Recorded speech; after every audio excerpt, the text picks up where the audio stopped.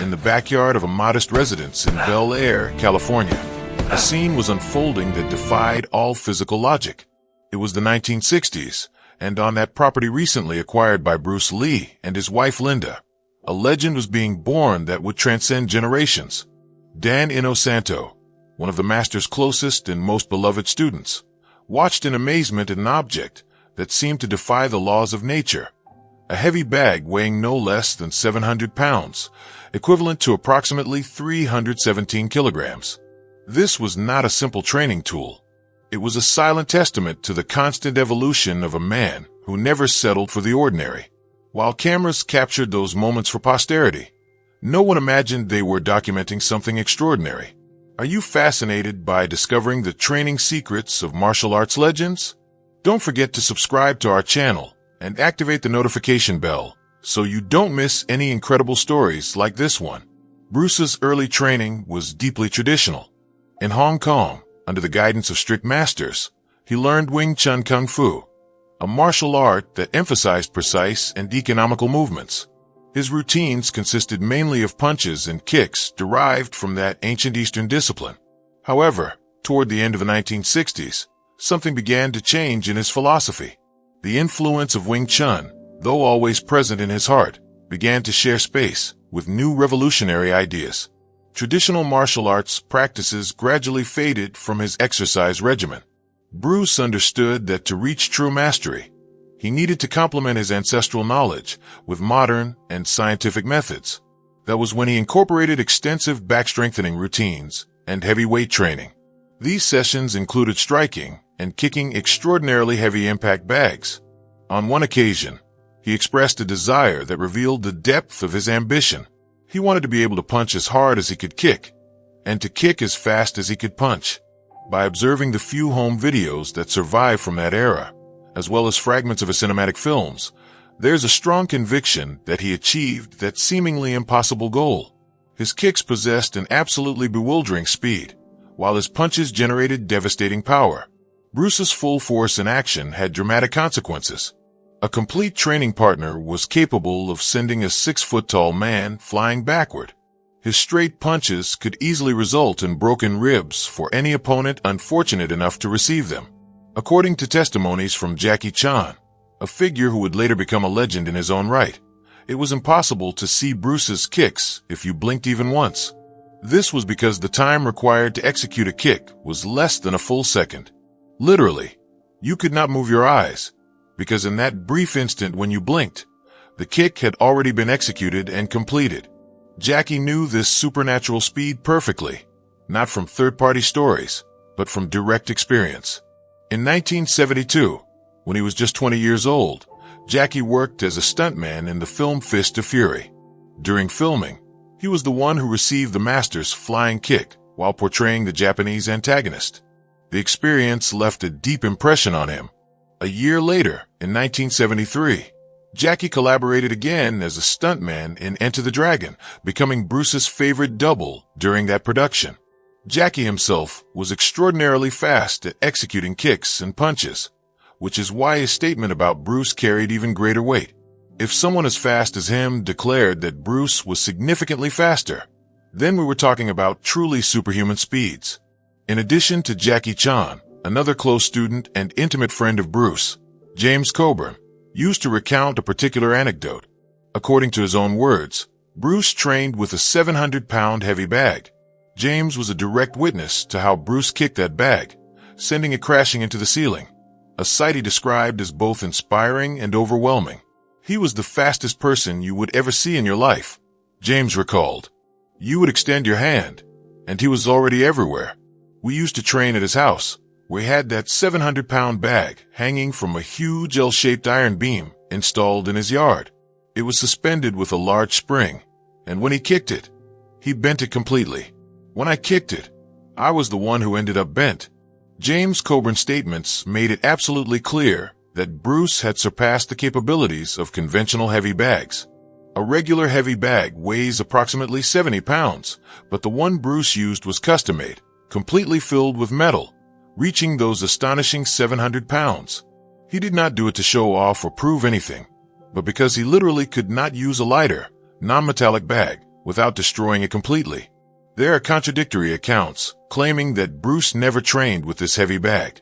Such claims are completely false because one of his best friends and students, Dan Inosanto, still preserves that legendary bag. The training equipment used by Bruce was truly extraordinary, as unique as the man himself. Like many others, James Coburn initially did not believe in Bruce's abilities when they first met. Bruce mentioned his famous 1-inch punch, claiming it was superior to anything James could do. Naturally, James accepted the challenge. He told me, "I have a 1-inch punch that is better than anything you can do," James recalled. I replied, "I'd really like to see it." He got a pillow, so I stood up. I held the pillow in front of me. He extended his arm, and bang! He hit me in such a way that I fell onto the chair. The chair tipped over, and I rolled into the corner. All that with a 1-inch punch. I got up and told him, "Let's work, friend. That looks fun." James Coburn was born in 1928, making him 12 years older than Bruce. Interestingly, both were born in the year of the dragon according to the Chinese zodiac. James stood 6 feet 2 inches tall and weighed around 180 pounds. Obviously, they belonged to completely different physical categories. Yet according to his own testimony, Bruce was able to knock him down with his 1-inch punch. We can imagine how powerful Bruce must have been. Not only could he concentrate such an amount of energy into his strikes, but he was also capable of kicking that 700-pound bag and bending it completely. Mike Tyson, for comparison, stands 5 feet 10 inches tall and weighs approximately 240 pounds. Would Bruce have had any chance against him? It is a question that has generated endless debate. We never heard Bruce publicly boast about his strength, but there is another revealing testimony. Michael Chan-Wan, who was kicked by Bruce during a training session, stated that the kick had at least 500 pounds of force, at least 500 pounds or even more. He emphasized. Michael was a close friend of Bruce in Hong Kong. They met in 1971 through Unicorn Chan, a childhood friend of Bruce. This happened when Bruce was preparing to film The Big Boss. Michael was born in 1944, making him 4 years younger than Bruce. During the 1970s and 1980s, Michael established himself as a famous kickboxing fighter in Hong Kong. This was precisely one of the reasons why Bruce and he spent so much time together, constantly seeking ways to maximize their physical and technical potential. Therefore, Michael was one of the luckiest men on earth, someone who had witnessed Bruce's true power firsthand. According to Michael's testimony, Bruce was capable of generating at least 500 pounds of force with his straight punches. That amount of kinetic energy was enough to fracture anyone's ribs, and that was just one of the revelations about Bruce's true power. The reality may have been even greater. In 1983, Michael Chan needed only 35 seconds to knock out a Japanese kickboxing fighter. Michael was a recognized professional fighter and also a respected street fighter in Hong Kong. So if someone with such credentials claimed that Bruce possessed at least 500 pounds of force in his straight punches, there was no reason to doubt his word. So after learning the story of Bruce's 700-pound heavy bag, approximately 317 kilograms, the inevitable question arises: would he have had great opportunities to defeat any opponent who was significantly larger and heavier than him? Through meticulously designed training routines and his unwavering dedication to physical and mental health, Bruce became an indisputable role model in both physical conditioning and martial arts. His legacy serves as a constant inspiration for future generations, being undoubtedly one of the most influential martial artists of the last 50 years. His philosophy transcended combat techniques. Bruce understood that true mastery required a perfect fusion between the traditional and the modern, between ancestral wisdom and contemporary scientific knowledge. It was not simply about being fast or strong, but about being complete, adaptable, and constantly evolving. The 317-kilogram bag was not merely a training instrument. It was a symbol of his rejection of conventional limits.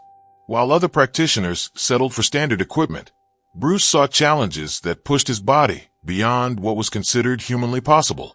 His students and friends continue to share these stories because they recognize that they are not simply talking about impressive physical feats. They are preserving the testimony of a man who demonstrated that limits exist mainly in our minds, and that with discipline, dedication, and the right focus, we can overcome them. If this story has inspired you, and you want to learn more about martial arts legends and their incredible feats, don't forget to like this video, share it with your friends, subscribe to the channel, and activate the notification bell. Leave your thoughts in the comments. Do you think Bruce Lee could have defeated opponents much larger than him in a real fight? Thank you for joining us on this journey through the story of a true legend.